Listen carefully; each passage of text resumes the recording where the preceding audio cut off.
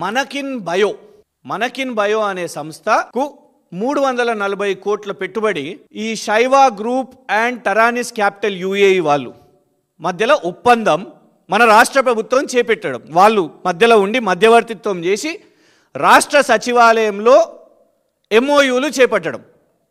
340 కోట్లు, అబ్బా మనకిన్ బియో ఏంటిదబ్బా ఇది అనేసి అనుకుంటే ఆ కంపెనీ 340 కోట్లు వీళ్ళు జూన్లో ప్రకటిస్తారు. కంపెనీ యొక్క పుట్టుకనే 6 రోజుల క్రితం అంటే 12 నవంబర్న రిజిస్ట్రేషన్ చేస్తారు.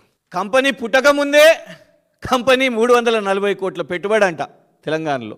ఇది ministry of corporate affairs document. ఇది రిజిస్ట్రేషన్ అయిందే కంపెనీది 12 నవంబర్న. రిజిస్ట్రేషన్ కాకముందే పుట్టకముందే పిల్లవాడు ఎస్ఎస్సి చదవగలుగుతాడా? ఎస్ఎస్సి సర్టిఫికేట్ తెచ్చుకోగలుగుతాడా? పుట్టకముందే. కానీ ఇక్కడ కంపెనీ పుట్టకముందే 340 కోట్ల పెట్టుబడి అంట.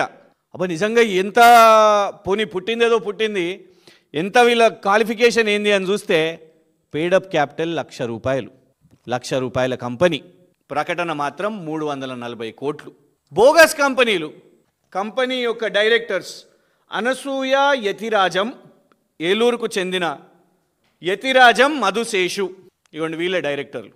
340 కోట్లు పెట్టుబడి పెట్టే ఏలూరుకు చెందిన యతిరాజం మధుశేషు గారు, అనసూయ యతిరాజం గారు మనకిన్ బయోకి సంబంధించిన డైరెక్టర్స్.